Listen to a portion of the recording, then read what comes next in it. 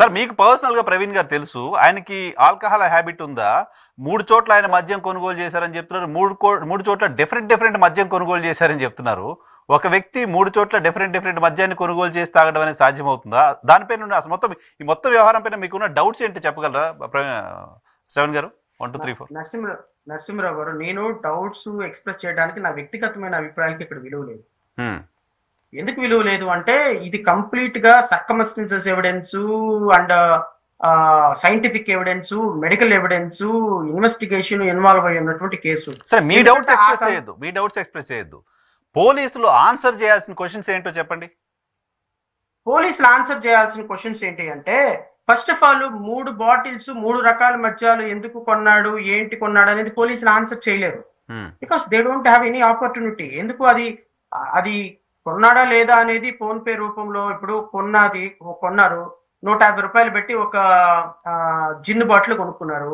అది దాంట్లో gin bottle రాదు కదా, 150 రూపాయలు పెట్టి లిక్కర్ అని వచ్చింది. అసలు ఆ ప్రొడక్ట్స్ పేర్లు ఎట్లా వచ్చినాయి అక్కడ ఫోన్ పేలో? రావు, అమౌంట్ మాత్రమే వస్తుంది. పలానా బార్ షాప్ కి 500 కట్టాం అంతా. మరి ఈ ప్రొడక్ట్స్ నేమ్ ఎలా వచ్చినాయి బయటికి?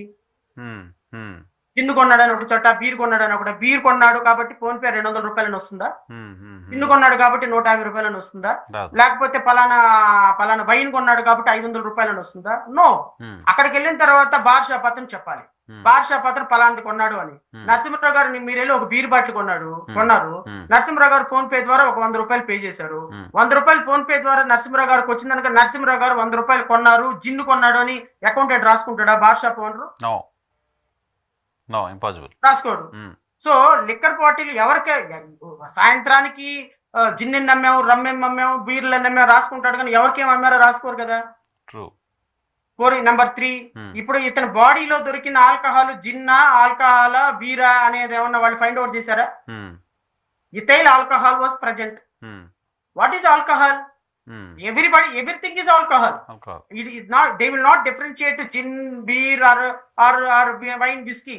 Then what is the basis of a police statement? They should clarify.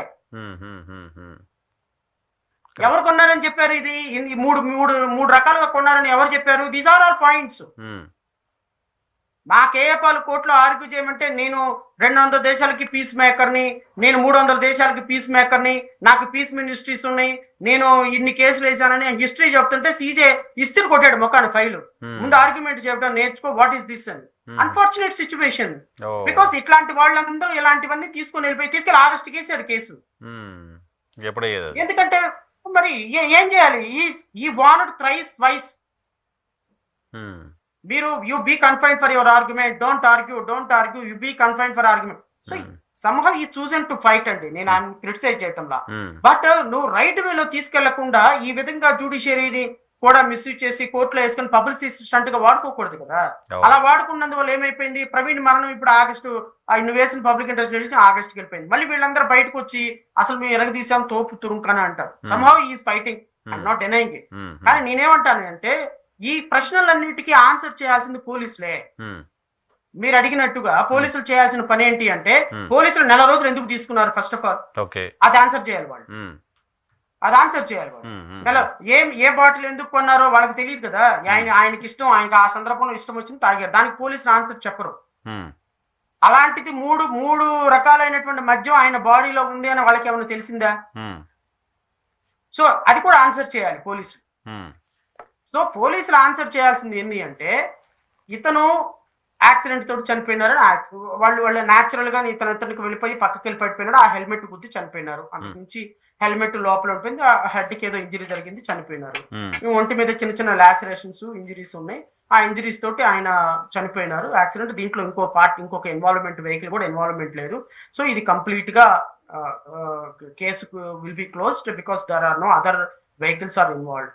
Other vehicles involvement లేదు, ఇది కేవలం ఆయన సెల్ఫ్ యాక్సిడెంట్ తో చనిపోయినాడు అని పోలీసులు కంక్లూడ్ చేసిన తర్వాత ఆ కంక్లూజన్ కి జస్టిఫికేషన్ ఇవ్వాల్సినటువంటి ప్రతి లీడ్, అంటే క్రిమినల్ కేసు ఎప్పుడు కూడా చైన్ ఆఫ్ లింక్ అని ఉంటుంది. పాపం దురదృష్టం ఏంటి అంటే, మన ఆంధ్రప్రదేశ్ రాష్ట్రంలో 10th క్లాస్ చదివినటువంటి రౌడీ బ్యాక్గ్రౌండ్ ఉన్నటువంటి వ్యక్తులు కూడా జడ్జిలు అయిపోయి పోలీసులు చెప్పకముందే, పోస్ట్ మార్టం రిపోర్ట్ రాకముందే డే 1 నుంచి బాడీలు చూడగానే ఇది యాక్సిడెంట్ అని చెప్పేసేటువంటి స్థాయికి తెలుగుదేశం పార్టీ నాయకులను అధికార ప్రతినిధులు పెట్టుకొని ఆ విధంగా మ్యానిపులేట్ చేస్తుంది. సో వీళ్ళందరూ కూడా వచ్చేసి ప్రజల మస్తిష్కాల్లో ఈ విధమైనటువంటి యాక్సిడెంట్ యాక్సిడెంట్ యాక్సిడెంట్ యాక్సిడెంట్ అని చూపించాల్సిన అవసరం ఏముంది? సో ప్రజలందరూ మనసులో ట్యూన్ అయిపోయి అందరూ ఓకే ఇది యాక్సిడెంట్ అనే ప్రాథమికమైన ఒపీనియన్కి వచ్చారు అని తెలిసిన తర్వాత అప్పుడు ప్రెస్ మీట్ పెట్టడం ఏంటి? ఓకే, ఇన్ని రోజులు డిలే చేయటం ఏంటి? 2 రోజుల్లో తెలియాల్సిన రిపోర్టు 1 రోజులు ఎందుకు పట్టింది? కొన్ని బెటర్ రిజల్ట్ కోసం మీరేమన్నా సెకండ్ ఒపీనియన్ కి ముంబై లాంటి ల్యాబొరేటరీకి పంపించారా? అందువల్ల లేట్ అయిందా? మంగళగిరి, రాజమండ్రి నుంచి మంగళగిరి అరగంటలో 3 hours లో రావచ్చు, 48 hours లో తీసుకోవచ్చు. 40 years తర్వాత ఇమ్మీడియట్ గా మీరు మీడియాకి రిలీజ్ చేయకుండానే ఆ వీడియోస్ అన్ని మీడియాకి రిలీజ్ చేయకుండా డైరెక్ట్ గా ఐజీనే రిలీజ్ చేసి ఇదిగో హైదరాబాద్ 2 గంటలకు బయలుదేరాడు, ఇదిగో ఇక్కడ ఈ విధంగా మందు కొనుక్కున్నారు, ఇదిగో ఇక్కడ ఈ విధంగా విజయవాడలో పడిపోయినారు, ఇదిగో ఇక్కడ నుంచి రాజమండ్రి దగ్గర పడిపోయినారు, ఇదిగో ఆయనకు ఉన్నటువంటి 3 మందు బాటిల్స్ లో ఆయన బాడీలో ఆల్కహాల్ అయింది, ఇంకో థర్డ్ పార్టీ ఇన్వాల్వ్మెంట్ లేదు, ఈయన చనిపోయినారు, we are closing the case. Police chapter అంతవరకే.